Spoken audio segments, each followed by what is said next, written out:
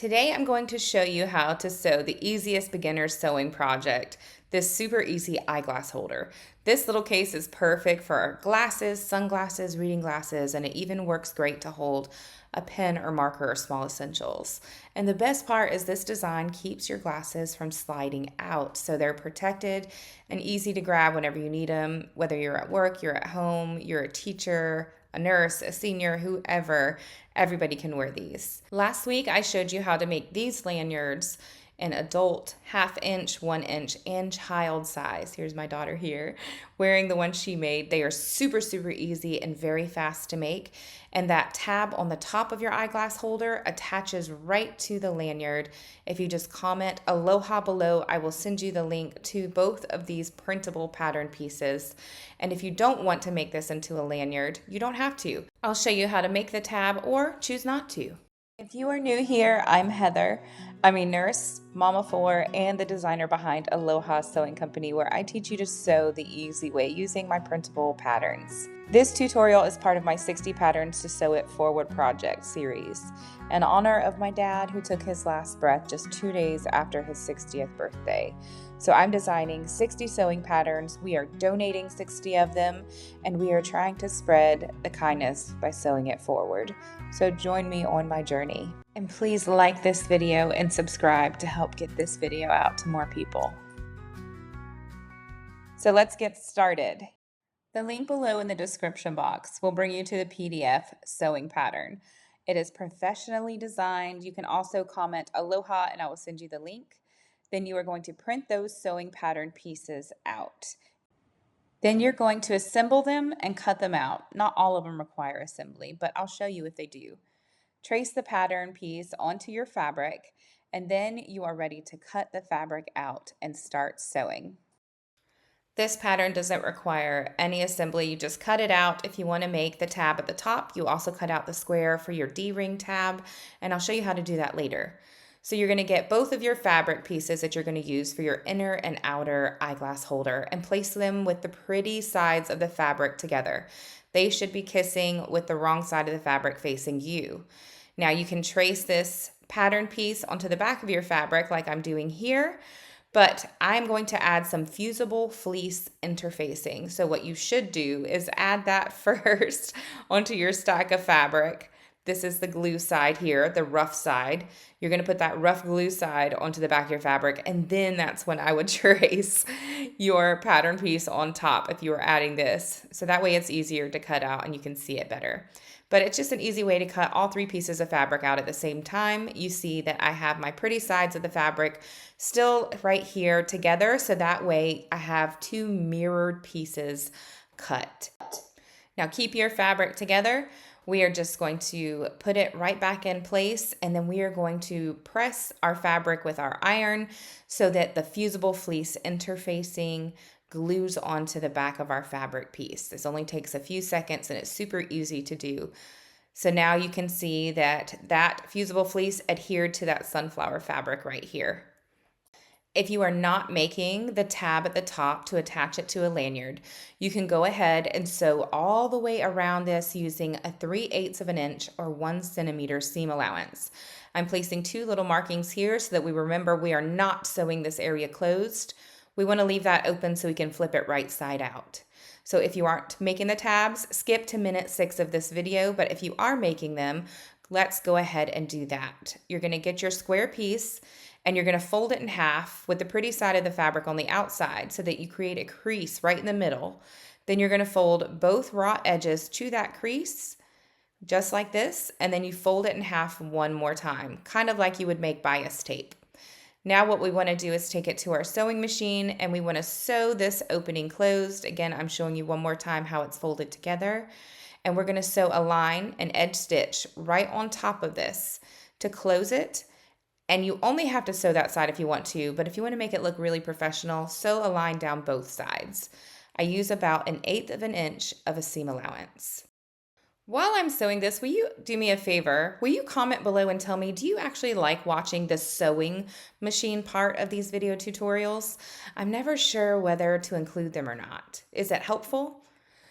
So I am going to eventually attach this to a lanyard. So I have a 1/2 inch wide D-ring swivel hook, and here is my 1/2 inch wide D-ring. We are going to attach this D-ring to the little tab that we just made by just literally pushing the fabric through the D-ring, folding it in half so that you meet the two raw edges of the fabric together, just like this. And then you're just going to sew it really close to the edge just to hold the two pieces together. It doesn't matter what it looks like. This is not going to show on your finished eyeglass holder. Now let me show you where we're going to place this. On your pattern piece at the top, you'll see a little marking. Bring that pattern piece right up to the top of your back fabric so that it matches, and make a small dot with a pen or a marker, whatever you have, or just cut it just super small so that you can see it. And then we are going to place that D-ring tab right in the middle, right on top, with the D-ring going down into the fabric. Then you get your other fabric piece and lay it right on top, sandwiching it into the middle, and then you're going to pin or clip all the way around this. If you are not making the D-ring, now is the time that you are probably coming back to this part of the video where we are going to sew all the way around this using a 3/8 of an inch or 1 centimeter seam allowance, leaving that little area right here 2 to 3 inches open so that we can flip this right side out after we sew it. If you have never sewn around a corner before, here's what you do. I like to line my machine up with my foot down at the bottom. Make sure you start and stop with a back stitch. You go right up to your corner, about 3/8 of an inch away from it, and leave your needle inside the fabric. Lift your presser foot. Then you're going to rotate your fabric the direction you want to sew in, and then continue sewing all the way around this until you get back to the place that you are going to stop sewing so that we leave that hole opening. I started sewing on one end that I was going to leave that hole opening, and I'm going to stop at the other marking that I left. So who would you sew these for? I'm creating 60 of these in different patterns. I'm using scrap fabric that I have left over from other projects and donating them to a senior center. I have my cousin helping me with this project and my kids because this is a super simple project. Here's the hole opening that we left and did not sew closed. Now we want to go to each of our corners and we are going to cut them right up to the stitches without cutting through our stitches.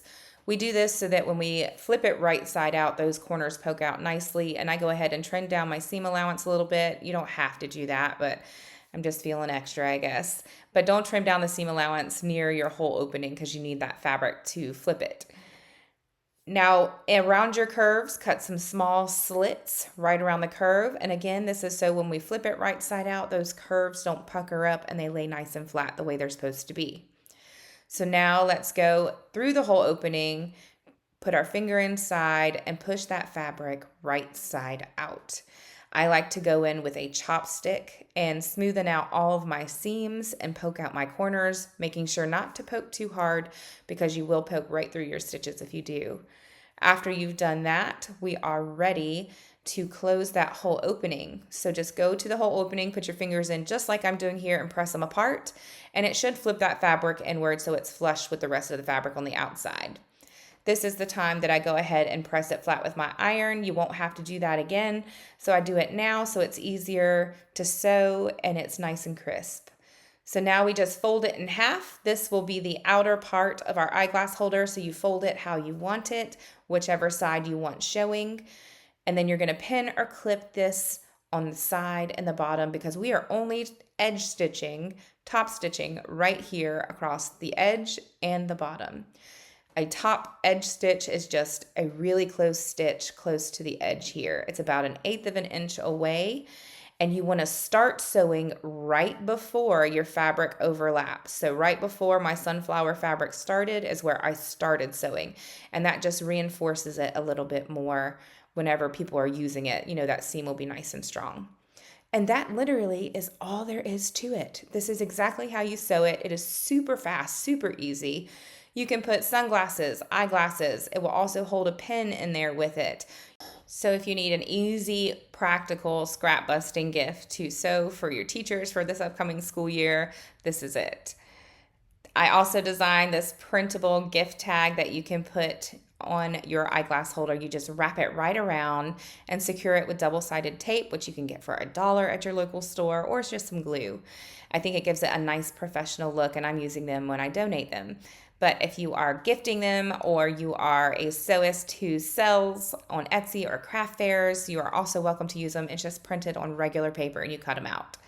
So here is what it looks like when it's all finished, and you can see here, it does not fall out. I don't know how, I don't know why. I love it, but I love how secure it is with this design that I made with the size. I've tried several different kind of glasses, skinny ones, fat ones, sunglasses, and with a pin in them, and they don't fall out. So hopefully you have the same luck too. They are great for gifts, great for Christmas. And again, I made this tutorial for the lanyards last week. So you can see that on my YouTube channel. I will link that here on the screen. If you want to click on it, you can watch that and also get the printable pattern for that. Or you can just comment Aloha and I will send you the links to both of them. And as always, I include printable gift tags for everything that I make a pattern for my people who are donating, gifting, or reselling what they are making. You just hole punch right where I have the heart on the lanyard card and clip your lanyard to it, and it's the perfect, cute little display. Thanks so much for spending a little time sewing with me today. Click on the screen to subscribe so you can follow along with all 60 patterns in this series. And you can also click one of the videos here on your screen and we can make something else together. And before you go, mahalo.